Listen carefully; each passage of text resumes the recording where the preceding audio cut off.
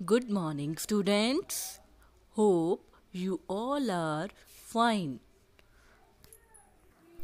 आज हम उपसर्ग के बारे में पढ़ेंगे। तो आइए अब हम सबसे पहले करते हैं उपसर्ग की परिभाषा।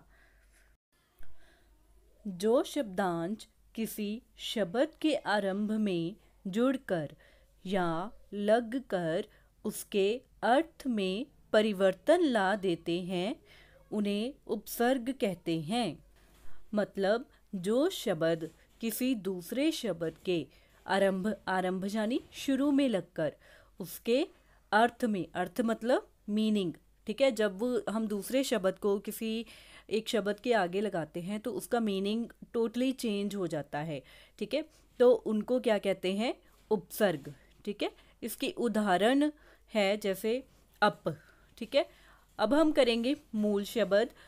जो शब्द ज्यों के त्यों ही प्रयोग किए जाते हैं, ज्यों के त्यों मतलब उनमें कोई भी बदलाव नहीं होता, या जिन शब्दों से कोई बदलाव नहीं होता उन्हें मूल शब्द कहते हैं, ठीक है। जैसे अब हम उदाहरण ही लेते हैं अपमान, ठीक है। मान जो है शब्द वो हम बिल्कुल चेंज नहीं करेंगे, उसके आगे हमने क्या लगा दिया?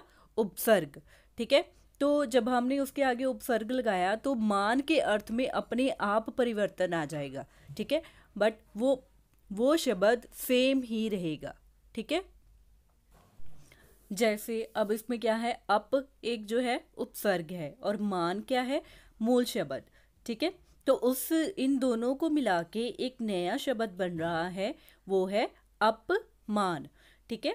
मान का अर्थ होता है इज्जत और अपमान का अर्थ होता है बेइज्जत, ठीक है। अब दोनों के अर्थ जो हैं वो एक दूसरे के उलट हैं, ठीक है।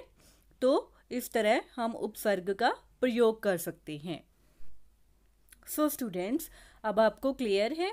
जो शब्द हम पहले प्रयोग करते हैं उन्हें उपसर्ग कहते हैं, ठीक है। और जो शब्द हम उपसर्ग के बाद लगाते हैं, ठीक है, उन्हें हम क्या कहते हैं? मूल शब्द, ठीक है। मूल शब्द जो होता है ये सेम रहता है, ठीक है। तो अब हम इसकी एक और उदाहरण देखेंगे। सो स्टूडेंट्स, सेकंड उदाहरण है हमारी अप प्लस यश। अब इसमें अप क्या है? उपसर्ग, और यश क्या है? मूल शब्द। इन दोनों को मिलाकर क्या बना? अप यश, ठीक है। तो अप यश का मतलब होता है बेइज्जती, ठीक है, या बदनामी। इसके बाद है अप प्लस राध। इन दोनों को मिलाकर बना अपराध। अपराध का मतलब क्या होता है? बुरा काम। स्टूडेंट्स, इसी तरह हम इसकी एक और एग्जांपल लेंगे। कु प्लस रूप। कु का मतलब होता है बुरा होना या गंदा होना, ठीक है। रूप, ठीक है, कु रूप, ठीक है। इसका मतलब होता है बदसूरत होना, ठीक है। उसके बाद है कु प्लस संगत। कुसंगत मतलब बुरी संगत।